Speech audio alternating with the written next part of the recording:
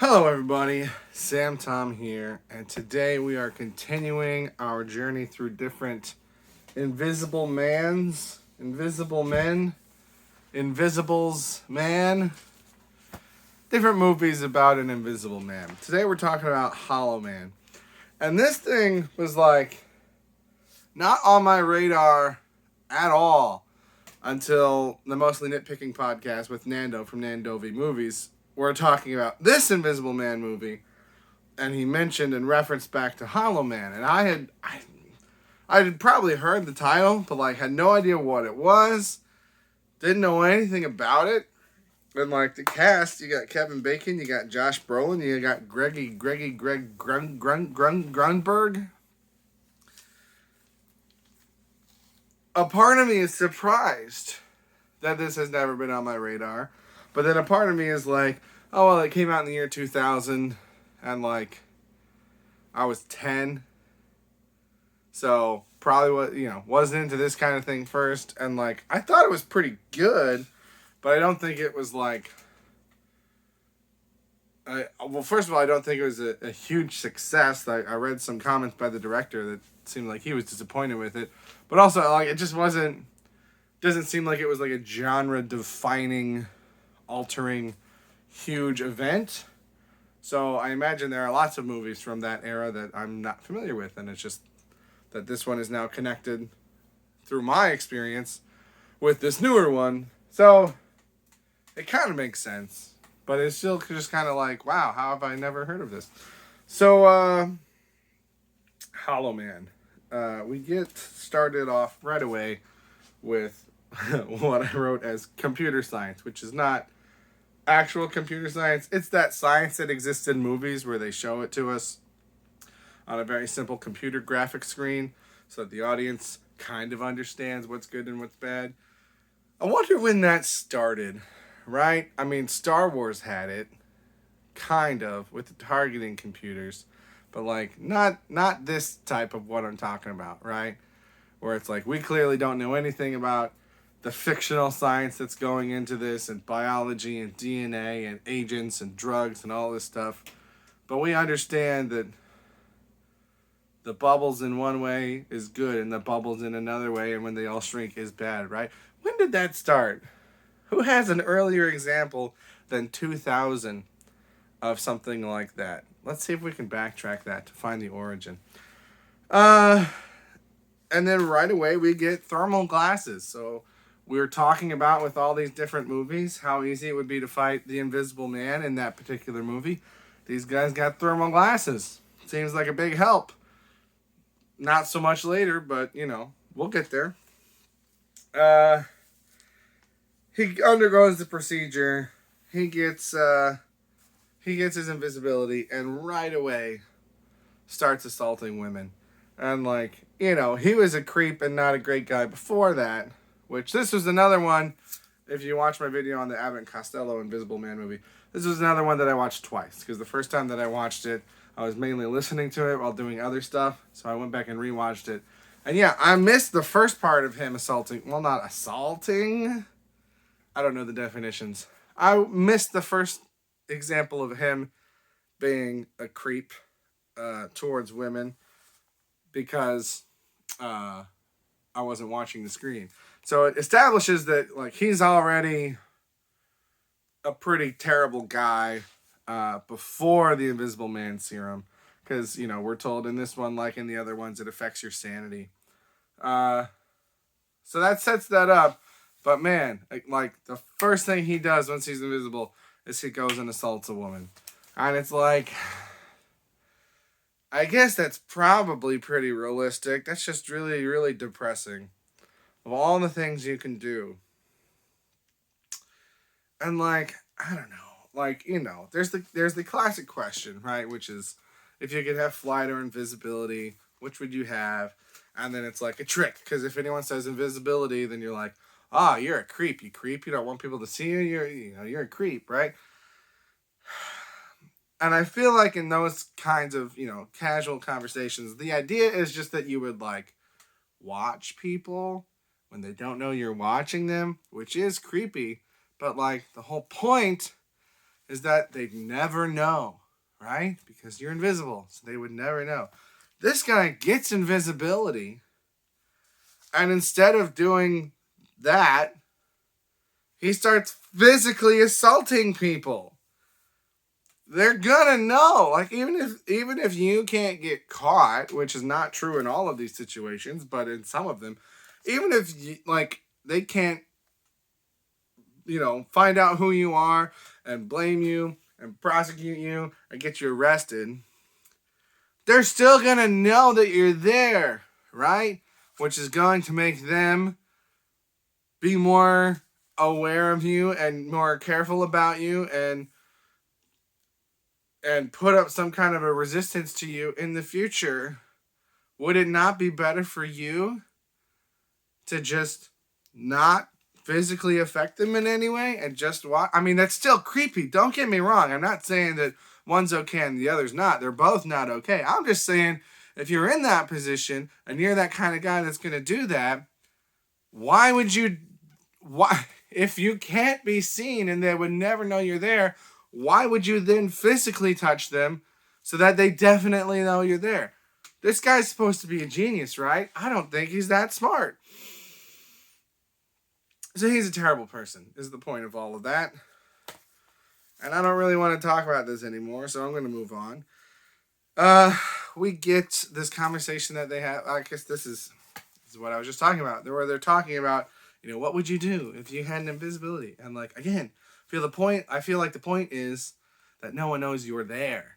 Not that no one can identify you, that no one knows you are there. That's the whole point, right? And he does a couple things, like moving the soda can around. That's what I hope people are usually talking about, right? We're just messing with people, but they don't actually know you're there.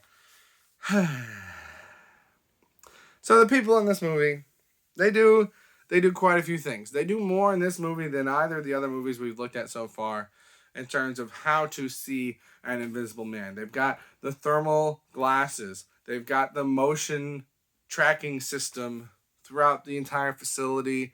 One character, as she's getting blood packs to try to save somebody, she just throws blood all over the room so that she would be able to see his footsteps, which doesn't really work. But then she throws blood on him so she can see where he is. That still doesn't really work because he just attacks her anyway. It's never really shown how he gets that off, but I guess we can assume that he cleans himself off. We see him in kind of different foggy, misty situations at different points. One character is using a fire extinguisher to create a lot of... He's probably the smartest one because... with the blood, he has to physically step on it for you to know where he is. Whereas with the fire extinguisher, that's going to float around.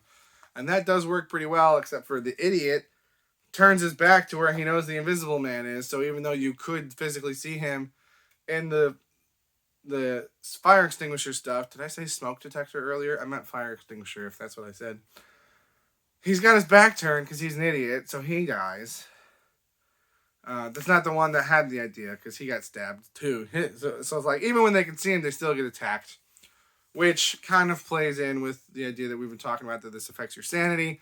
And so it's giving him kind of this rage, which is not increases his strength, but makes him more prone to using his full strength, whereas these other people aren't really using their full strength. We see him in a swimming pool, right? And the guy that he's drowning in the swimming pool doesn't really put up much of a resistance. He's struggling, but he's not trying to fight back. So we get a lot of different ways to see the invisible man here, but nobody really does much with that. And this is, I think, the bigger problem. The blood, right? When she throws the blood on him, which is her second plan, because the first plan was just to throw the blood on the floor. That's the only example where you're not just trying to see him, but you are trying to make him visible, right? Because the thermals, yeah, you can see his heat signature, but you still can't see him. He's still invisible, right?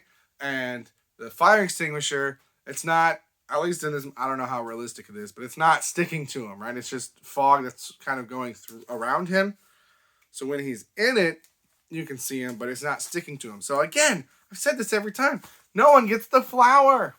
If you get the flower, that's going to stick to him. That's going to stay on him. And I don't know how he washed that blood off so fast, but like flour is not exactly easy to clean up, right? Because when it gets wet, it gets sticky. So like even if he tried to wash himself off, it would be a lot harder and a lot more difficult, and he would be much more likely to miss some spots. So still nobody's using my flour. I don't know why, man. That seems like the easiest, cheapest, first thing you do.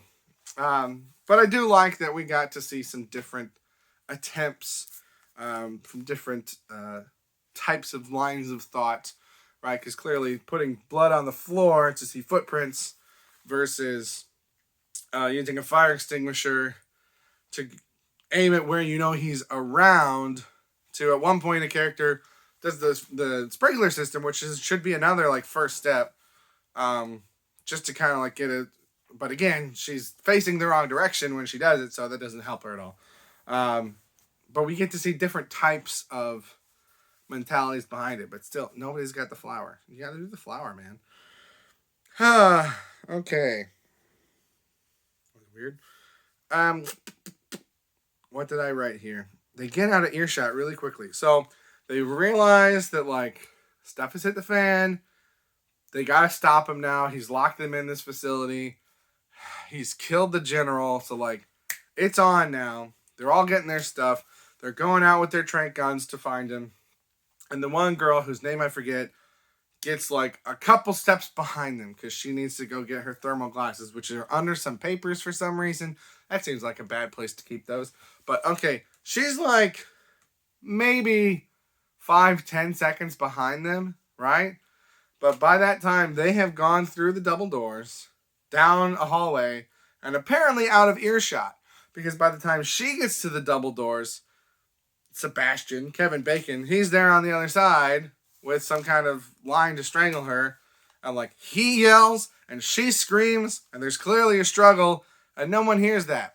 So I don't know if they went through another door it was a very, very short hallway or what, but apparently they were out of earshot in less than 10 seconds, which is interesting.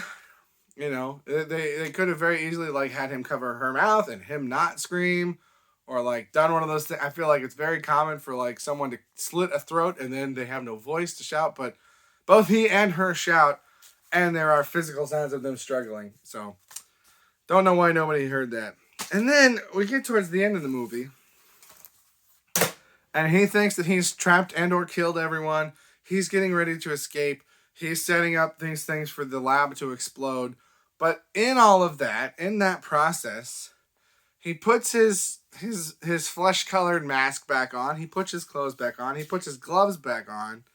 He paints fake eyebrows on his face to look more realistic. Puts a wig on. Puts the sunglasses on because he's trying to pass for human. Why? Why is he wanting to be visible at the end? Because at this point, he's like embraced being invisible. He likes that people can't see him. I have no idea why he decides to go be like. I think the first time I was half watching it, I was like, "Oh, he probably just wants to, you know, be incognito as he's leaving." But it's like, but that's still more cognito. It's not the right word. That's less incognito than being invisible. So it was like, did he want to be seen on the footage? So when people recovered the footage, they assumed he died too. Was he trying to fake his own death so that he could escape and then be invisible? But like, eyebrows and a wig and stuff seems pretty detail-oriented for some 2000s era security footage. So I really don't know what he was doing in the end there. Maybe if he would have focused more on getting out rather than weirdly trying to become invisible and putting way too much focus on Elizabeth Shue, he would have survived. But spoiler alert, he dies because he just can't keep himself from assaulting women. Even when the building he's in is literally exploding, he is more concerned with assaulting women than anything else because that is all this guy cares about. So I'm glad he died. I know there's a sequel. I'm not going to watch it. I'm just going to assume that he died. So, That's Hollow Man. Like, you know, I don't want to say I enjoyed it because he's a creepy, terrible guy. So that's not great. But I thought they did a lot of clever things. I think this is the first, chronologically, the first of these that, like, is kind of horrifying. Not in your straight, like, ooh, scary monster kind of horror movie, but, like, that would be terrifying if there was a guy that you knew was wanting to assault you, that you couldn't see where he was. Get some flour. Always have flour at the ready. This is definitely like the most uncomfortable I felt of these first three. So I guess that means it's a good. It did what it was trying to do, I think. I don't know. I'm confused. I'm confused about how I feel. And you know what? Sometimes that's okay. So those are my thoughts on Hollow Man. Let me know what you think. Unless you think that what he did was okay. Then you don't need to tell me that. Of course, I'm not going to agree with you. But that's all I got. Thank you very much for watching. Have a good day. Always have flour on hand.